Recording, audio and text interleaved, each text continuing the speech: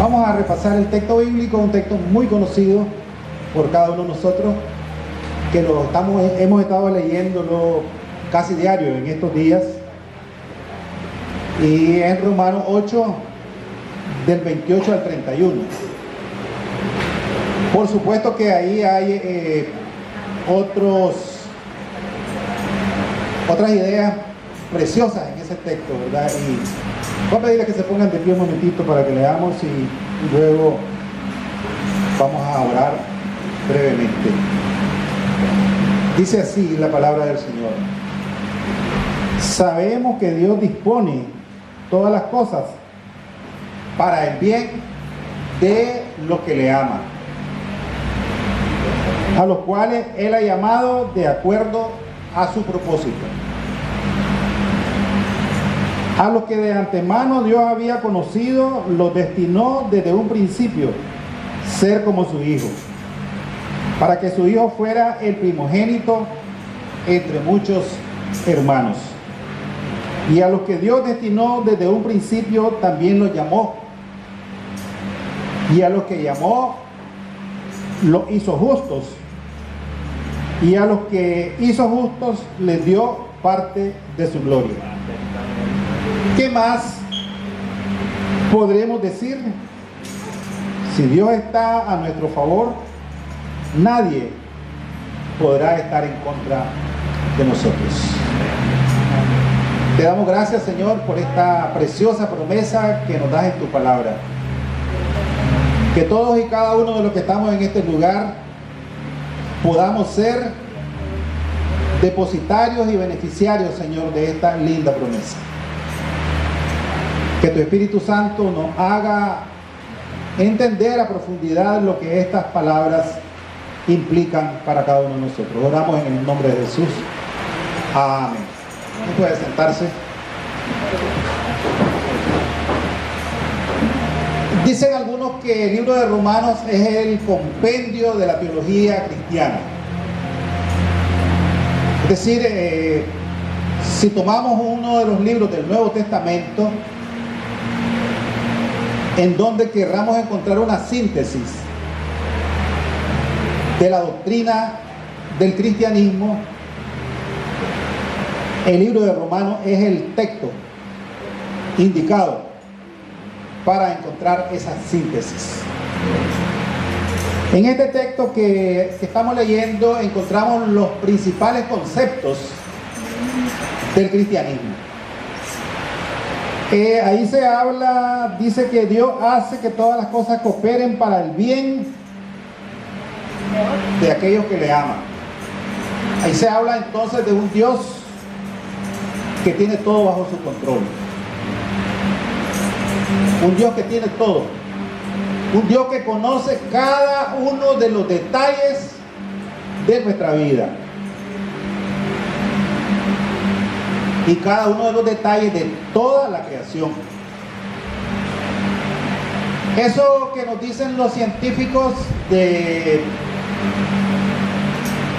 sistema solar, de toda esa inmensidad del universo, eso está ahí bajo el control de ese Dios todopoderoso en el que nosotros creemos. Por otro lado, si nos vamos al detalle de nuestras vidas, también todo está bajo el control y no hay casualidades en nuestras vidas. Nosotros decimos, pero ¿qué fue casualidad de que me lo encontré ahí? Para nuestra vida, la vida de los hijos de Dios, no hay casualidades. Es decir, todas las circunstancias, nos dice el texto bíblico, están bajo su control. Que las enfermedades, que un asalto, me asaltaron, también ese asalto. Que alguien dice, qué suerte la que tengo, cómo me dieron este trabajo, tampoco. No hay casualidades. Dice que el Dios hace que todas las cosas cooperen para el bien de los que le aman. Si nos pasan cosas naturales o nos pasan cosas sobrenaturales, lo ordinario, lo extraordinario, todo lo que pueda ocurrir en nuestra vida está bajo su control. Él, podríamos decir, sincroniza. Él armoniza todo alrededor de sus hijos y de sus hijas.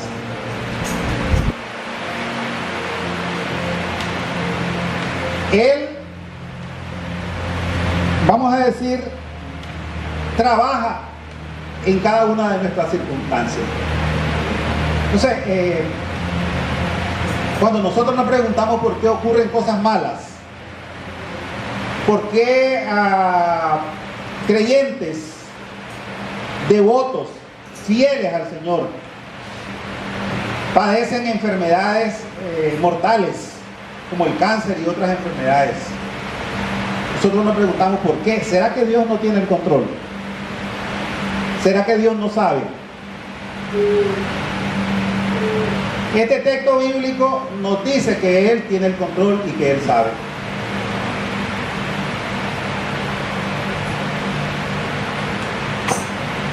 Y dice que coopera, hace que todas las cosas cooperen para nuestro bien. Y nos preguntamos, ¿y para mí qué es lo bueno? ¿Qué significa que Dios trabaja para el bien de cada uno de nosotros? Nosotros no sabemos a veces qué es lo bueno para nosotros.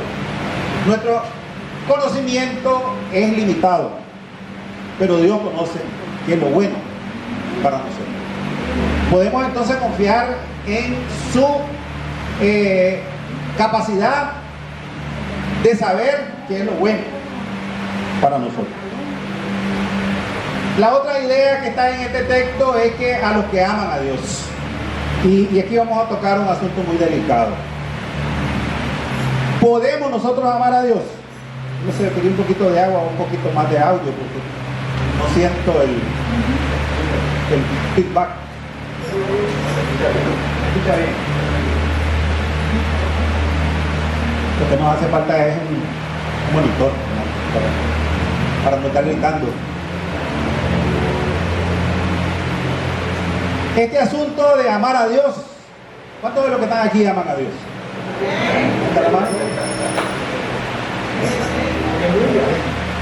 Bueno, yo les voy a decir algo aquí un poquito pegado. La verdad que nosotros querer hacer el bien está en nuestra voluntad, pero hacerlo es difícil. Dice Romanos 7 que en mi mente dice: yo quiero servir a Dios, yo quiero agradarle, yo quiero amarlo, pero encuentro una ley en mis miembros que me hace imposible hacer lo que yo quisiera hacer. Hay diríamos un principio de la Reforma Protestante que se conoce como la depravación total. Yo no sé si ustedes han oído hablar de eso. ¿Qué es la depravación total? Que nosotros somos descendientes de Adán y Eva, y a través de ellos, nosotros, todas nuestras facultades fueron afectadas como seres humanos. Fue afectada nuestra razón. Nuestra razón es una razón caída. Fue afectada nuestras emociones. Nuestras emociones son emociones que están contaminadas por el pecado. Fue afectada nuestra voluntad, es decir, la capacidad de decidir entre el bien y el mal. Esa voluntad ha sido contaminada por el pecado. Y somos hijos de Dios por la gracia de Dios. ¿Eso qué quiere decir? A pesar de tener todas nuestras facultades afectadas por el pecado, Dios nos ama. Es decir, no hay ni un solo mérito que nosotros, ni un solo ingrediente que nosotros pongamos para nuestra salvación. ¿Por qué? Porque la salvación, dice en Efesios 2, que es por gracia. Por gracia sois salvos por medio de la fe, y esto no es de vosotros, pues es don de Dios, no por obras, para que nadie se gloríe. La Biblia arrasa con nuestra autoestima delante de Dios. Podemos tener alta la autoestima delante de nuestros hermanos y delante de nuestros vecinos y delante de nuestra familia, pero nuestra autoestima delante de Dios no tiene base. No tiene base. Entonces, dice aquí que todas las cosas cooperan a bien. Dios hace que todo coopere a bien a los que aman a Dios. ¿Qué dice Primera de Juan? Nosotros amamos a Dios porque Él nos amó primero. Entonces nosotros somos satélites, nosotros no somos el sol, nosotros somos como la luna. Nosotros podemos amar a Dios porque Él nos amó primero. Es decir, nosotros le amamos con el amor, con un reflejo del amor que Él nos ha dado. De manera que Él sincroniza todas las cosas para nuestro bien por su gracia. Porque el origen de ese amor que podamos nosotros manifestarle a Dios, el origen está en Dios mismo. No sé si me explico. Entonces, ¿qué es lo que podemos decir delante de Él? Señor, gracias porque tú estás alineando todas las circunstancias de mi vida por tu gracia soberana. Porque al fin y al cabo yo no estoy poniendo nada. Solamente estoy reflejando lo que tú pones en mi vida. Eso es un asunto que a veces no lo reflexionamos, porque nosotros a veces tenemos una autoestima bien alta o a veces la tenemos bien baja, y eso nos ayuda a ver que el texto bíblico nos está diciendo claramente que todo lo bueno que nosotros tenemos viene de Dios. Toda buena dádiva, dice el texto bíblico, y todo don perfecto desciende de lo alto, del Padre de las luces, en el cual no hay mudanzas ni sombra de variación. Entonces, si hay alguna cualidad, si hay alguna habilidad especial, si hay un atractivo especial en nuestras vidas, viene de Dios. Dice que Él alinea todas las cosas para los que son llamados según su propósito. Los calvinistas hablan de un llamado irresistible. Cuando Él nos llama, no se puede resistir ese llamado. Pero hay un texto bíblico que dice que unos son llamados y otros son escogidos. Aquí hay unas palabras que son muy difíciles de entender para mí y me imagino que también para cada uno de ustedes. Él llama a todos. Él nos ha llamado. Él nos ha llamado a nosotros. ¿Y cómo hemos respondido? Nosotros somos capaces con nuestra naturaleza caída de responderle a Dios de manera positiva. Veamos este otro aspecto. Primero decíamos que somos incapaces de amar a Dios por nosotros mismos. Ahora segundo, ¿seremos capaces de responder a Dios por nosotros mismos? Pregunto. Hablamos del arrepentimiento. Hablamos de fe. ¿Qué es la fe? Una pregunta como decía la hermana Sandra. Pero no trajo caramelos para regalar. Y yo tampoco. ¿Seremos capaces nosotros de creerle a Dios? De tener una fe salvadora. A ver, respondan si quiero. La fe es un regalo de Dios. Qué interesante, ¿no? No podemos amarle con amor que salga de nosotros. No podemos creerle con una fe que salga de nosotros, porque la fe es un regalo de Dios.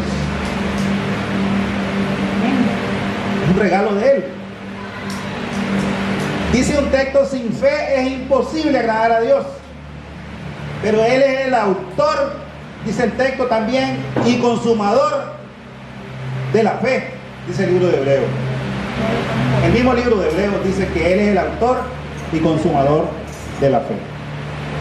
Estamos hablando del llamado, el llamado de Dios. Todos nosotros estamos llamados, hermanos, por Él. Por lo menos los que estamos aquí, creo yo, que Dios nos ha llamado. Dios nos dice: vengan a mí todos los que están trabajados y cargados, que yo los haré descansar. El que a mí viene, dice Juan, no lo echo fuera.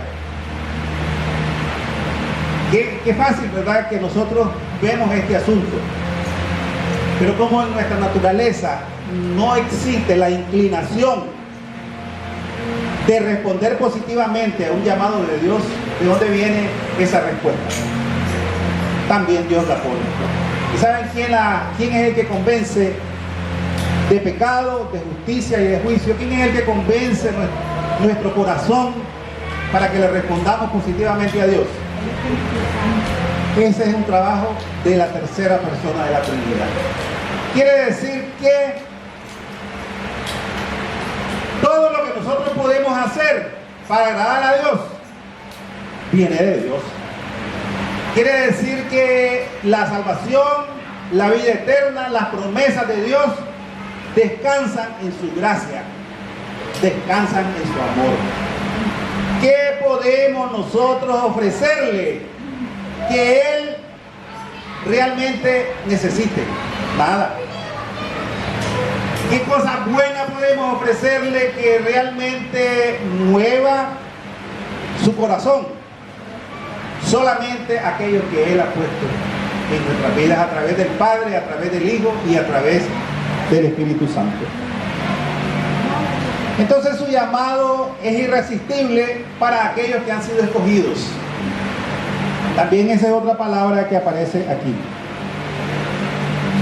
Ser llamados no necesariamente implica ser escogidos. Ahí hay un asunto muy complicado. Muy complicado. Sus escogidos pertenecen a la eternidad pasada. Dice el apóstol Pedro: escogidos según la presencia de Dios. ¿Cuándo lo escogió a usted Dios para ser su hijo?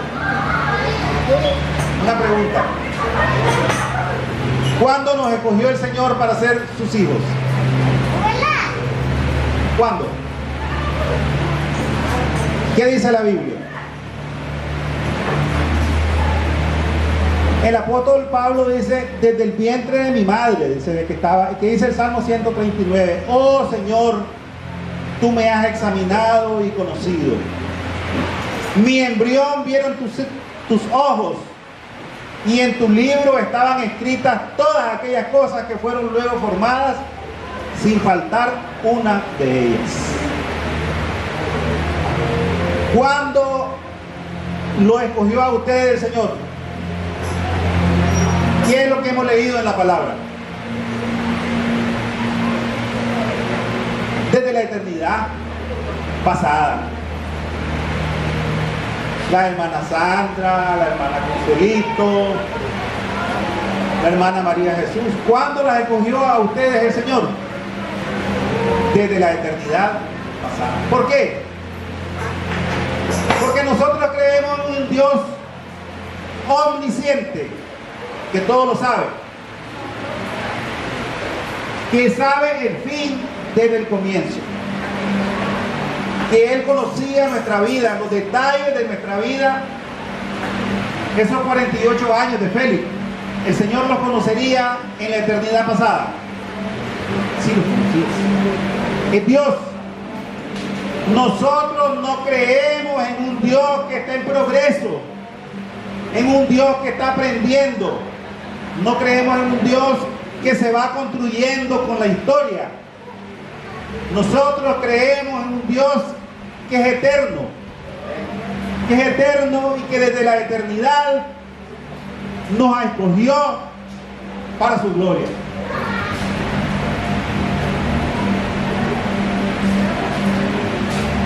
Dios conoció a los suyos de antemano, dice el versículo 29. No salgamos del texto.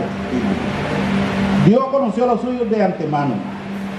Entonces, repitiendo esto, habla de que es un Dios omnisciente y personal. Que nada podemos esconder de Él, que nuestra vida está expuesta a su mirada. Que esas cosas que nosotros hacemos escondidas, las está viendo. Que esos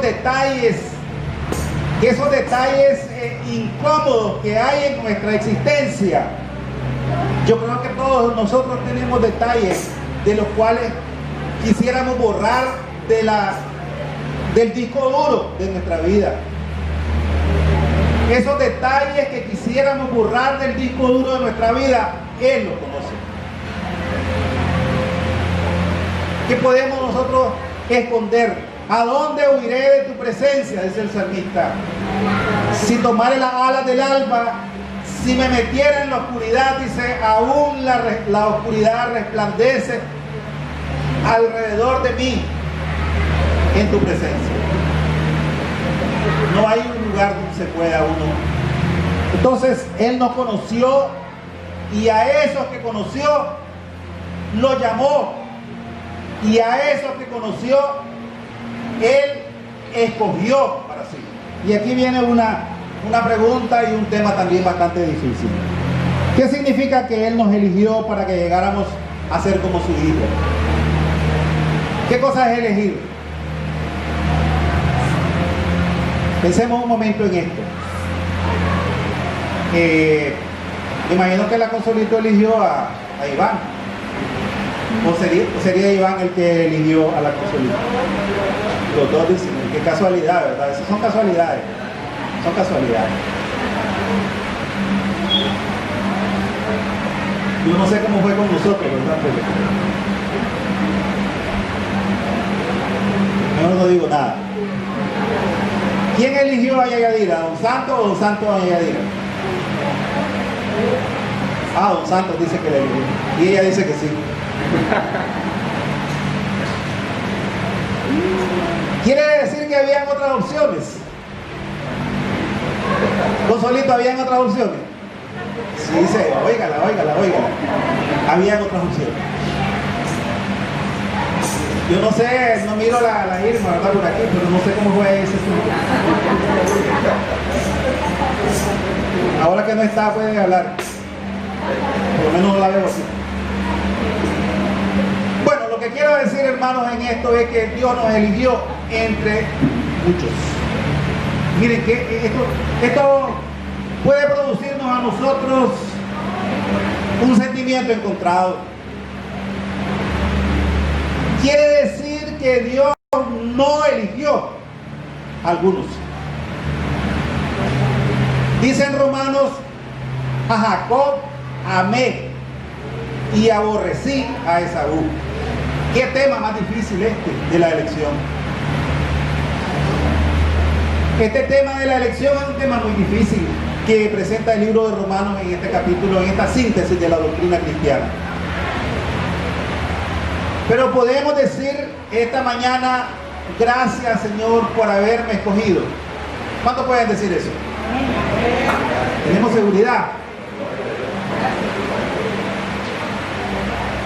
Tenemos que estar seguros de eso. Gracias Señor por habernos escogido, por habernos alineado todas las casualidades que han pasado en nuestra vida para que nosotros llegáramos a ser hijas e hijos. ¿Y qué podemos decir de aquellos que no fueron elegidos? Bueno, qué triste, qué doloroso. Algunos hablan de la salvación universal, son universalistas. Y para evitar ese dolor de saber que hay otras personas que se quedaron fuera de la elección de Dios, decimos, Cristo murió por todos, decimos, y hacemos algunas manipulaciones con los textos bíblicos. Pero ¿saben qué, hermanos? Dios ha elegido a unos para salvación y no ha escogido a otros porque han escogido el camino de la condenación. Eso es una realidad bíblica y esa es una centralidad en nuestra fe. Dice un principio bautista de las iglesias nuestras que la iglesia de Dios está conformada por creyentes convertidos, nacidos de nuevo, es decir, personas transformadas que Dios las está transformando. La iglesia no está formada por inconversos. Y si hay personas inconversas en la iglesia está llamada a proclamarles el mensaje a estas personas y a darles testimonio, un testimonio de amor, un testimonio de servicio, un testimonio de afecto, un testimonio de que verdaderamente estamos batallando en el camino del Señor, porque no somos perfectos. ¿Qué podemos decir, dice el apóstol Pablo, de todo esto? No escogió, ha alineado todas las cosas para nuestra bendición, hasta las cosas malas. Fíjense ustedes que le dice el Señor a Pedro: Satanás te ha pedido para zarandearte como el trigo. Hasta Satanás es un instrumento que Dios usa. La Biblia no le da a Satanás el atributo de tomar decisiones unilaterales sobre nuestras vidas. No. Satanás no conoce nuestros pensamientos. Ese conocimiento profundo de Dios, de nuestra existencia, ese conocimiento, las fuerzas del mal no lo tienen. Así hacen cosas asombrosas. Las fuerzas de la oscuridad sí hacen cosas asombrosas. Hacen intentos de magia, sí hacen intentos de magia. Pero eso se debe a la profunda experiencia acumulada a lo largo de la existencia de toda la creación de Dios. Pero no se debe a una facultad propia de las fuerzas del mal. Claro, si nosotros pudiéramos poner nuestra mente, nuestra inteligencia, nuestra sabiduría y desarrollarla hasta el máximo, nosotros fuéramos como dioses casi, increíbles. O sea, las capacidades, hermanos, que ustedes, hermanas, que ustedes tienen, son capacidades extraordinarias las que Dios nos ha dado. Solo con esas capacidades extraordinarias que Dios nos ha dado, podemos asombrar hasta el mundo entero. Sí han habido personas que han tenido grandes desarrollos. Pero el único que es omnisciente, Dios. Entonces, ¿qué podemos decir? Dice al final el escritor sagrado. ¿Qué podemos decir? Dios está de nuestra parte. Todas las fuerzas del universo están de nuestro lado. No hay nada. No existen personas que puedan hacernos daño si Dios no lo quiere. No existe nadie que pueda perjudicar nuestro destino eterno porque estamos en las manos de Dios, y no por nuestros méritos, sino por la gracia de nuestro Dios. Qué grande es nuestro Dios, que nos ha amado con ese amor eterno que dice la palabra. Nosotros, hermanos y hermanas, somos teístas. Vamos a decir unas 4 palabras ahí raras. Con respecto a Dios hay distintas maneras de pensar. Están los ateos que dicen que Dios no existe y que el mal existe. Por eso existe el mal, porque no existe Dios. Esa es su explicación. Histórico para clausurar toda esta historia y llegar a traer cielo nuevo y tierra nueva. Eso creemos los teístas, los cristianos. También está el deísmo, que dice que Dios existe, que el mal existe y creó el universo, pero que lo dejó abandonado al universo. Le puso leyes al universo, pero lo dejó solo, y el universo se mueve ahorita por las leyes que Dios le dejó. Eso sí dicen los deístas. Ay, ¿nosotros qué decimos? No, nosotros decimos, todo lo que pasa en este universo es sustentado por Dios. Todo. Todo. Los físicos dicen que la energía no se crea ni se destruye, solo se transforma. Eso es una afirmación científica, entre comillas. No, la energía que sustenta toda la creación es Dios. Yo pienso que en la secundaria y en la primaria hay que enseñar a nuestros niños y a nuestros jóvenes que existe una ciencia que ha sido encarcelada por la evolución, por el materialismo que desprende de eso. También existe, les decía, un deísmo finito que habla de que Dios está en evolución. Dios está en evolución. Es decir, Dios, por eso existe el mal, porque Dios está en evolución, todavía no se ha perfeccionado la divinidad. Vamos a terminar en esta mañana diciendo, creemos en un Dios trino, Padre, Hijo y Espíritu Santo. Un Dios que existe en sí mismo, que no necesita nada de nosotros, del cual depende la existencia de toda la creación, incluso nosotros. Un Dios que nos ama, que nos creó, para decirlo de una manera figurativa, con sus manos para amarnos. Somos su especial objeto de amor. Ese es en el Dios que creemos, todopoderoso, que tiene todo el control del universo. Por tanto, nuestro destino, esperanza, sueños, no descansan en promesas humanas, en promesas sociales, políticas, sino que todo nuestro futuro, nuestra vida y nuestra muerte, y más allá de la muerte, descansa en ese Dios todopoderoso. Que nos bendiga, ¿verdad? Y que nos ayude, y que permita que ese amor siga fluyendo, ese amor de Él siga fluyendo en nuestra vida.